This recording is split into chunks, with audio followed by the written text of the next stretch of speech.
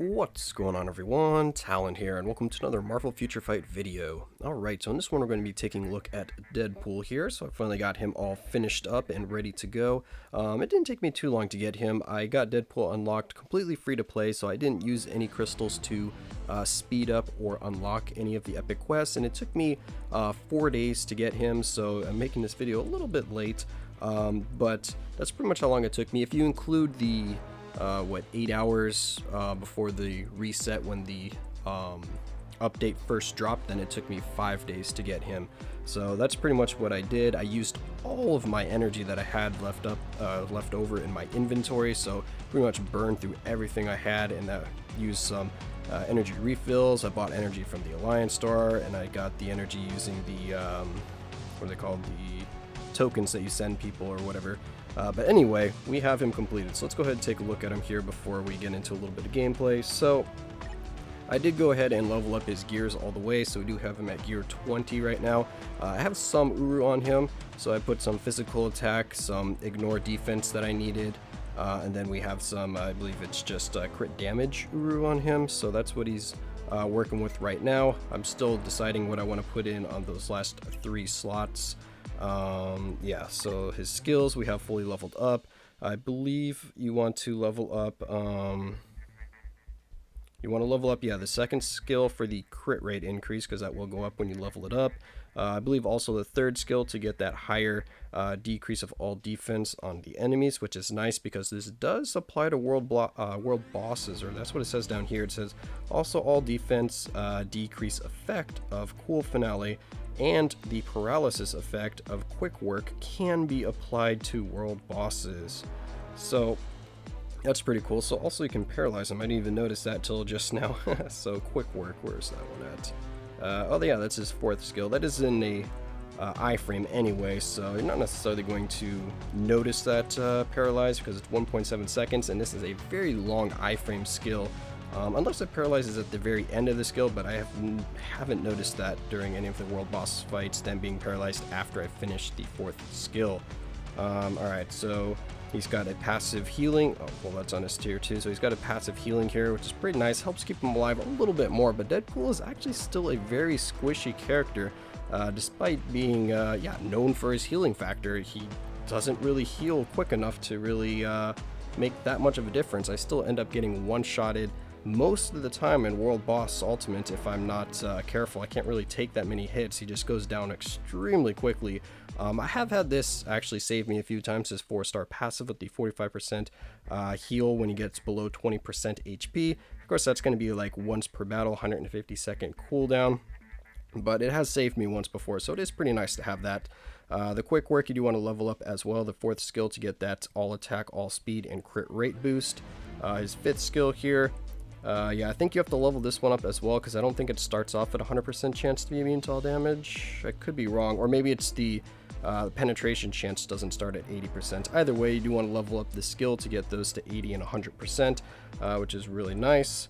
And then his leadership is interesting as well, because natural born leader basically just buffs himself, because yeah, that's how Deadpool rolls. He wants all the glory, so he's giving himself the attack boost and defense boost so he can shine over his allies. But anyway, he still gives his allies a 6% recovery rate, which is decent, I guess, if you have someone on your team that's going to be healing. If you use him in like Shadowland Rumble or something like that, and you have 2 other characters that have healing.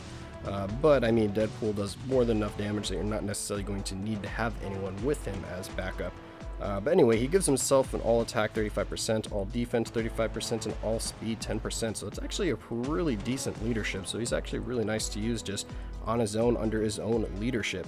As Ice Weight set, we have Power the Angry Hulk, so I definitely like having an attack base set on him, but I'm not too sure if I really needed Power the Angry Hulk, because he does have a lot of all-speed buffs, so he has an all-speed buff on just his leadership, and I believe one of his skills, or it might have been 2 of his skills, but either way, he's getting a pretty nice attack speed boost just from his skills and leadership if you are using his leadership, so probably Overdrive might be the better set for him. But I pretty much always just keep whichever one I happen to roll, Power the Angry Hulk or Overdrive. For the Obelisk here, we have a max HP, 180 proc, and guard break immunity. I definitely think Deadpool needs the guard break immunity because he doesn't have it naturally, and despite his two most damaging skills being instant iframes and long iframes. If you try to use any of his other skills, you're pretty much going to get guard broken very quickly in World Boss Ultimate. So I like having this just so I can guarantee myself to get the second and third skill off the buff and debuff. And it worked out pretty well so far. I've been not having any issues while using this obelisk, and the max HP is just to help give him a higher health pool and also to kind of synergize with his recovery rate. But of course you can always go with something just purely offensive and get some like ignore dodge or crit rate or crit damage on there instead, and then you'll be pumping out a little more damage. I just wanted to give him this little extra bit of survivability since I happen to have this obelisk laying around and wasn't sure who else to give it to. Alright, so that's pretty much Deadpool here. Let's go ahead and take a look at his details just so you can see what he's at. 46% skill cooldown, so that's high enough from my testing so far. I've been able to pretty much keep a consistent skill rotation with this skill cooldown. Ignore defense is almost capped. I was going to put on another ignore defense Uru, but I plan to get Deadpool to gears 25 and he has it on his gears, so I'm pretty sure I'll get that last 3% just from leveling up his gears after I finally realize his potential, which has been quite difficult actually for me to get. And then we have decent crit rate and crit damage because yeah, we have only 52% on his potential, and I've used him, what has it been, like a week or something I've been using him. So there's been a lot of days where I've only been getting 2% or the 10% roll on the potential, so it's taking a little while here. But anyway, now that we've kind of gone over Deadpool and you've seen his build, let's get into a little bit of gameplay and show him in action. Alright, so here we are at Proxima for World Boss Ultimate. We're doing stage 29, and we have Beast Leadership and then also Coulson for his tier 2 passive to give Deadpool a little bit more of a boost in terms of damage and survivability, because we do need that decrease in damage received from supervillains, because as I was saying earlier, Deadpool is a little bit squishy despite having a nice passive heal that's going on pretty much continuously once you get below 99%. And also I was, as you saw earlier, highlighting that this one has those stupid blade twisters. Man, I hate those things. Those stupid black tornadoes. It's gotta be my least favorite thing about any of the world boss stages. They do a change, or the modifiers change each day, so I probably should just waited, because I think the next day after I recorded this, that blade twister went away. I didn't have that as an option anymore for stage 29, so it probably would have been easier to just wait. But this is the day I happened to record, so this is what we're going to get.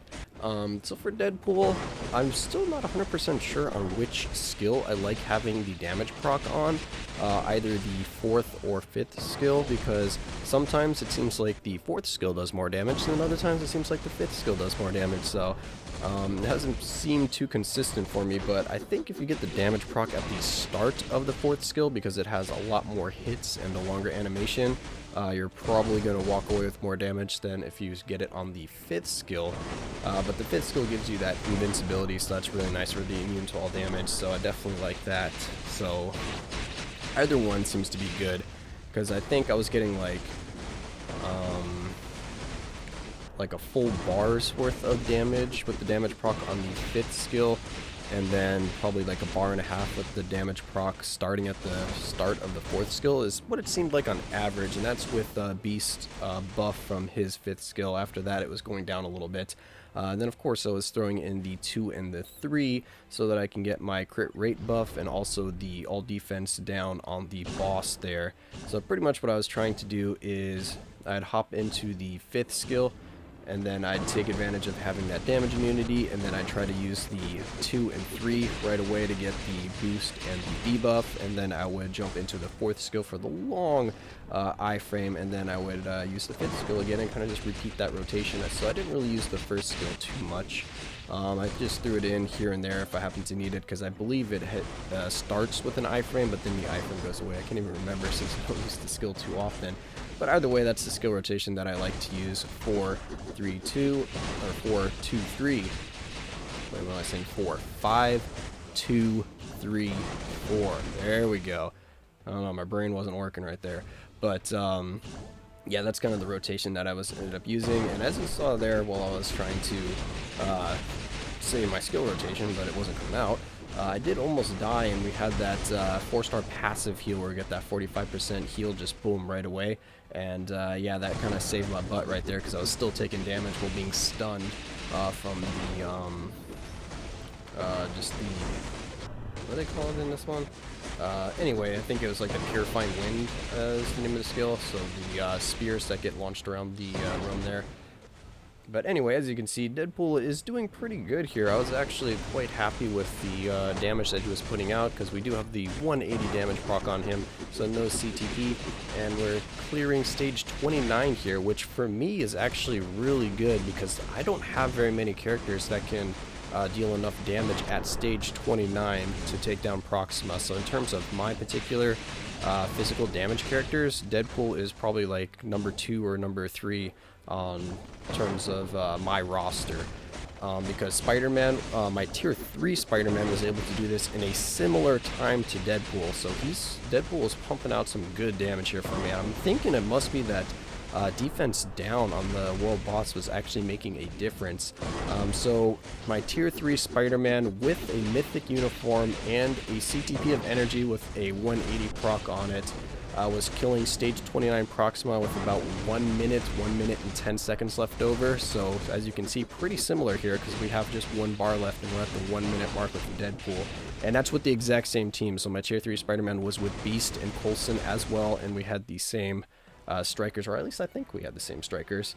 But anyway, there we go. Deadpool doing stage 29 Proxima World Boss Ultimate. So again, I'm very happy with his damage, but I think he could have used a little bit more in terms of survivability. That healing just doesn't seem enough for like these World Boss Ultimate stages.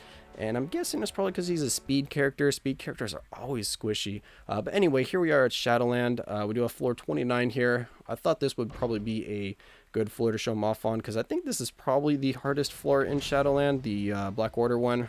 I mean, there's some other ones that are difficult, but this one seems to be, or this one I seem to have to bring like my more hard-hitting characters to every single time. We just have Captain America and Black Widow in there. It's just team up bonus in there right next to each other, just so I selected them really quickly. Captain America is definitely not going to be doing much damage at all, but I do realize that Black Widow can dish out some pretty nice damage, so I kind of thought about that after I got the clip here, so I was like, oh dang, I probably should use someone besides Black Widow.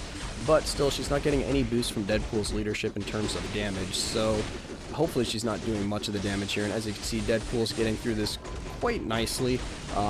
Just wanted to have those other 2 in there to get the bonus for using 3 characters, and also to have them to kind of distract the enemies a little bit so they don't keep going into iframes, so we can kind of just stun lock them so we can guarantee ourselves to get more damage in on them. So there we go. As you can see, nice quick clear, 37 seconds to get through that stage. So yeah, very happy with Deadpool. Like I said, the only complaint that I probably have about him is just the survivability, but I am okay with his damage. He seems to be doing a good job there. And yeah, I'm going to be working towards getting him to tier 3, and then I'll see how much more powerful he gets at tier 3. So hopefully that video will be coming out sometime soon if I can ever get his potential unlocked. It is taking me forever to get to 100% on potential, but that's neither here nor there. I hope you guys enjoyed this video, and of course I will catch you in the next one.